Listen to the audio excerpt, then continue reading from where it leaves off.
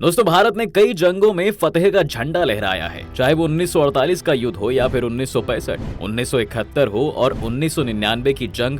भारतीय सेना ने अपने देश का नाम ऊंचा किया है। लेकिन इन युद्धों में सिर्फ थल सेना ही नहीं बल्कि भारत की दो और सेनाएं यानी कि इंडियन नेवी और एयरफोर्स का भी उतना ही योगदान था।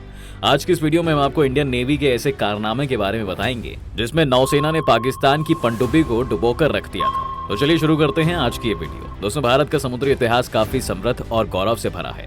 भारतीय नौसेना के जहाजों के योगदान को जब भी याद किया जाएगा उसमें एक नाम INS विक्रांत का जरूर आएगा। जी हाँ, साल 1961 में इसे INS विजयलक्ष्मी पंडित के नाम से सर्विस में शामिल किया गया और बाद में इसका नाम बदलकर विक्रांत कर दिया गया था।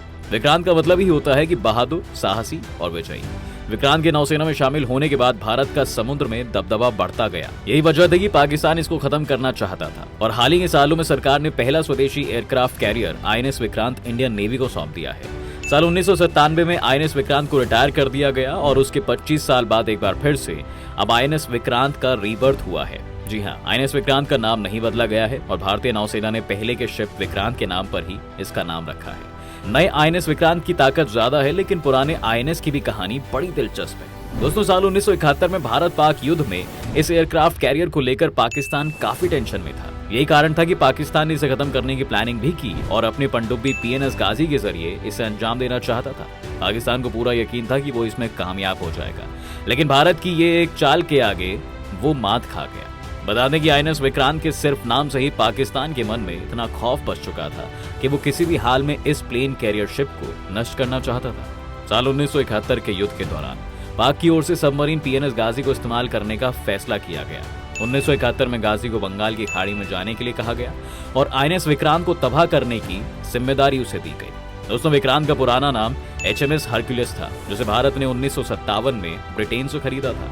इसको 1943 में बनाया गया था, लेकिन वो सेकेंड वर्ल्ड वॉर में भाग नहीं ले पाया था। विक्रांत उस समय वेस्टर्न फ्लीट में तैनात था, लेकिन उसकी खराब हालत को देखते हुए नेवल हेडक्वार्टर्स ने तय किया कि उसे ईस्टर्न फ्लीट का हिस्सा बनाने में ही भलाई है। नवंबर 1971 में बंबई के एक होटल में रह रहे पाकिस्तानी स्पाइज ने अपने हैंडलर्स को खबर दी कि विक्रांत बंबई में ही खड़ा है, लेकिन 13 नवंबर को उन्हें विक्रांत कहीं नहीं दिखाई दिया।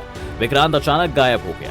गाजी पनडुब्बी 14 नवंबर 1971 को कराची से अपने मिशन के लिए निकलती है। गाजी पहले श्रीलंका गई, जहां ट्रिंकोमाली में 18 नवंबर को उसने फ्यूल भरवाया। वो चेन्नई के लिए निकलने को तैयार ही था कि उसे कराची से संदेश मिला कि विक्रांत अब मद्रास में नहीं है।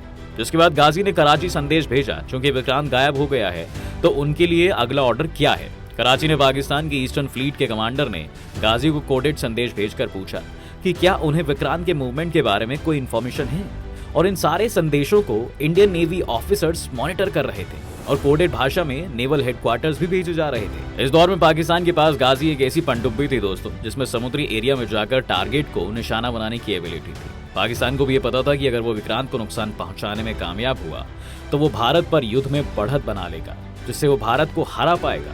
जिसके 8 नवंबर 1971 को PNS गाजी के कैप्टन के पास ये मैसेज पहुंचता है कि INS विक्रांत को तबाह करने की जिम्मेदारी उन्हें दी गई है। कहा जाता है कि बंबई से एक पाकिस्तानी जासूस ने अपने हैंडलर्स को INS विक्रांत की जानकारी दी, जिसके बाद पाकिस्तान के कमांडर को इन्फॉर्म किया कि विक्रांत अब विशाखापट्टनम पहुंच चुका है।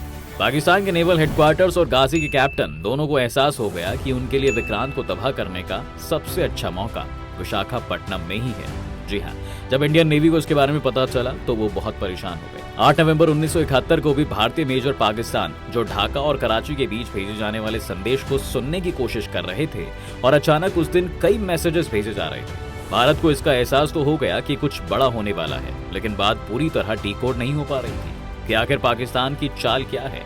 10 नवंबर को वो कोड डीकोड हो गया। वहीं पहली बार ये पता चला कि पाकिस्तान नौसेना कैसे इंडियन शिप INS विक्रांत को डुबो देना चाहता है। खैर, अब पाकिस्तानियों को ये इनपुट मिल गया था कि विक्रांत विशाखापट्टनम में खड़ा है। अब भारत को भी ये पूरी जानकारी हो गई थी कि पाकिस्तान आखिर चाहता क्या है। जिसके बाद पाकिस्तान को चकमा देने के लिए भारत ने बहुत जल्द ऐसी तैयारी की जिसकी उसे भनक भी नहीं लगी।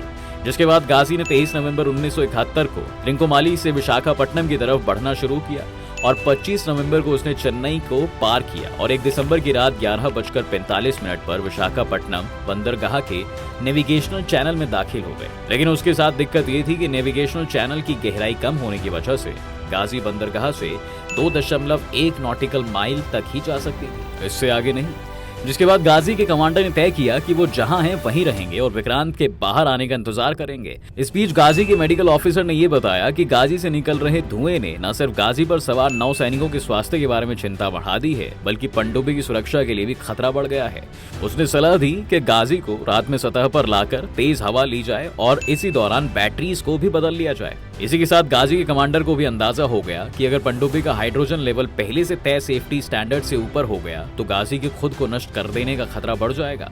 लेकिन जफर ये भी जानते थे कि अगर गाजी को सूरज की रोशनी में मरम्मत के लिए ऊपर लाया गया तो उन्हें तुरंत देख लिया जाएगा। गाजी एक बड़ी पनडुब्बी थी और दूर से ही देखी जा सकती थी। जिसके बाद शाम 5 बजे पनडुब्बी के एग्जीक्यूटिव ऑफिसर और मेडिकल ऑफिसर दोनों ने कैप्टन को सूचित किया कि गाजी के अंदर की वायु बुरी तरह से प्रदूषित हो गई है, जिसकी वजह से एक सेलर बेहोश भी हो गया है। उन्होंने सलाह दी कि रात का इंतजार करने का समय नहीं है, गाजी को उसी समय ऊपर सतह पर चले जाना चाहिए।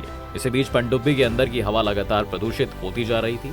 कई नाविकों ने खांसना शुरू कर दिया था और इसका असर उनकी आंखों पर भी पड़ने लगा था। जिसके बाद कैप्टन ने आदेश दिया कि गाजी को पेरिस्कोप के लेवल तक ले जाकर पहले बाहर का जायजा लिया जाए। गाजी को धीरे धीरे समुद्र की सतह से 27 फीट नीचे तक ले जाया गया। वहां से पेरिस्कोप से बाहर के नजारे का जायजा ले रहे कैप्टन सन्न रह गए।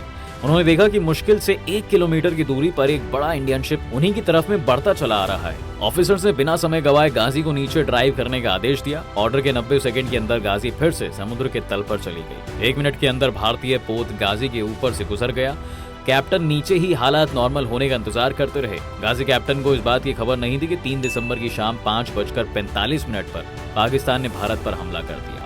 3 से 4 दिसंबर की आधी रात के आसपास प्रधानमंत्री इंदिरा गांधी ने देश को संबोधित कर पाकिस्तान के हमले की सूचना दी। अभी प्रधानमंत्री का भाषण चल ही रहा था कि दोस्तों विशाखापट्टनम बंदरगाह से थोड़ी दूर एक जबरदस्त धमाका हुआ। धमाका इतना तेज था कि बंदरगाह के सामने बने घरों के शीशे तक टूट गए। इस कहानी का सबसे बड़ा मोड़ ये था कि विक्रांत विशाखापट्टनम में था ही नहीं। उसकी जगह पर पुराने विध्वंसक INS राजपूत को लगाकर पाकिस्तानियों को यह आभास दिया गया कि विक्रांत विशाखापट्टनम में खड़ा है। जैसे कि 3 दिसंबर साल 1971 को भारत पाकिस्तान के बीच युद्ध शुरू हो चुका था और इंडियन नेवी भी इसमें शामिल थी। जिसके बाद 4 दिसंबर को इंडियन नेवी की ओर से पाकिस्तान नेवी पर हमला किया गया। फिर क्या था, 4 दिसंबर को INS निर्घाट ने पाकिस्तान के जहाज PNS खैबर पर मिसाइल दागी। पाकिस्तान अभी एक हमले से अभी कुछ समझ पाता कि दूसरी मिसाइल से खैबर डूब गया। PNS शाहजहां पर भी हमला किया गया और उसे भी बहुत नुकसान पहुंचा। इसके साथ साथ गाजी भी डूब गया। नेवी ने इस पूरे ऑपरेशन को ऑपरेशन ट्राइडेंट का नाम दिया। भारत को इस ऑपरेशन में कोई नुकसान नहीं पहुंचा, लेकिन पाकिस्तान की बहुत सारी तबाही हुई। तो दोस्तों ये थी गाजी अटैक की पूरी कहानी। आपको आज की वीडियो पसंद आई हो तो वीडियो को लाइक और शेयर जरूर करें। साथ ही हमारे चैनल को सब्सक्राइब करना बिल्कुल ना भूलें।